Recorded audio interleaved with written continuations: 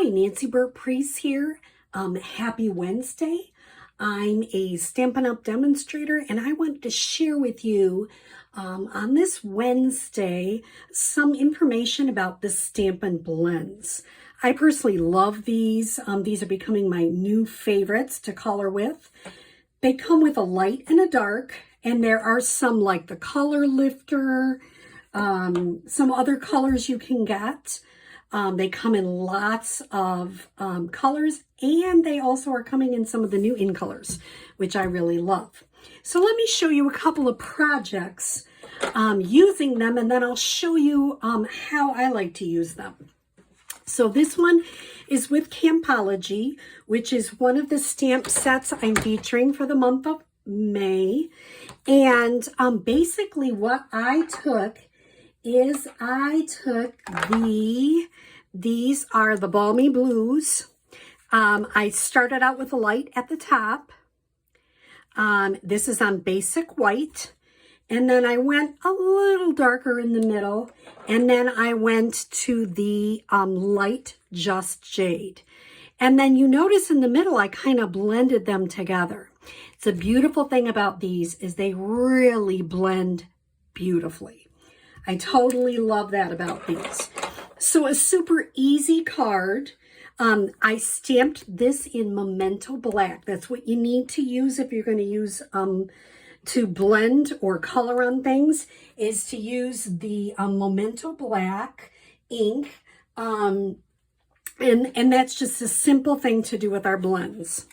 Now here's another one using the Handsomely Suited stamp set. And I just stamped all the ties in different ways. I saw that with, I think, Emma Goddard did something similar. I tweaked it up a little bit. And this one was with Marianne Rossiter. And once again, I usually tweak them up a little bit. But she did hers with watercolors, but I thought I wanted to show you blends. So two different cards, simple use of them, almost like markers. And they are alcohol markers, so they're really neat to use. Now, I wanted to show you, I wanted to get an image. This is from Way to Goat. And I wanted to get an image that was a little bit more in detail to color. So what you can do with this is, I'm going to use the Smoky Slate. And you can start with the light or the dark. That's really your choice. But then you can use it, and then go back. I don't know why I always start with the dark, but I do. So I'm going to start with the dark, and I use what Stampin' Up! Has already given us. They've also already given us some ideas on where things might be a little darker. So I just kind of go around and add what I think it should be. Then I come in with my light and I go around and add and blend it. Isn't that neat? And look how it really blends beautiful because they are alcohol based. So they really do a nice job. So that's why it is important when you're using a black ink pad to use the Memento Black. And you can come in and add all sorts of things to the back. I might even use a pink shade on his eyes, all sorts of different things. I did want to show you though, if you're using your basic white, it is going to bleed in the back. So make sure you have a good surface to do that. If I'm going to do it on a plain white cardstock, I am going to make sure it is the thick basic white because that doesn't bleed through as much. But see, I don't mind this because I'm going to put it on something. I'm going to mat it on something, so it won't be an issue.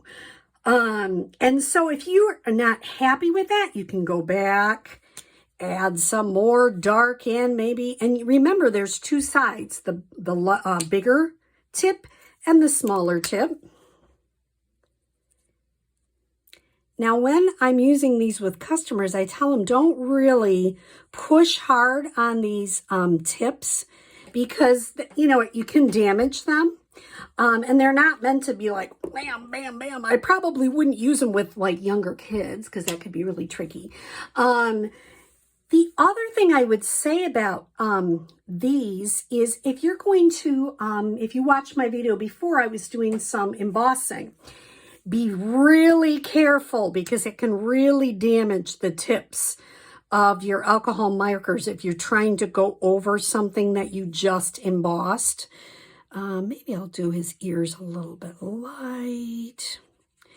So there are a lot of tips and tricks. Now I decided I'm going to make this one a little dark again up here because there's a little bit, just give them a little bit of character. But see how beautiful? I'm not really great at knowing how to color, but what I found is that Stampin' Up! Does such a great job with their images that they give you a sense on where it should be dark and where it should be light.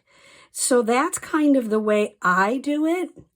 There is no wrong or right when it comes to this. And I decided, oh, I needed just a little bit of my petal pink to add to the top of his eyelids, just to give it a little bit of color. And it's just light. So there's lots of easy ways to use these blends. I have these because I had somebody else bringing blends, so I want to make sure we kept our colors separate. But there's simple ways to use these in your cards that just add so much to your cards. And they're a really great tool to use. So if I were you, I would consider getting some blends, especially if you get some sets that you want to color in. Like, you know, that would be perfect. The 10, I mean, these aren't hard coloring things, but it's really neat when you add these shading tips. So I hope you've enjoyed this tip. I have to give you one more. When you're cutting your cardstock, sometimes I have, this is a 1/2-inch strip. I keep these of my basic white. And then I stamped Enjoy Today and just kind of trimmed around it. So you're not wasting cardstock that way. So that is my little tip for today. Keep these little strips and use them when you're doing sayings. Don't forget, I didn't punch this out. I just stamped it and cut it out. And it looks really neat.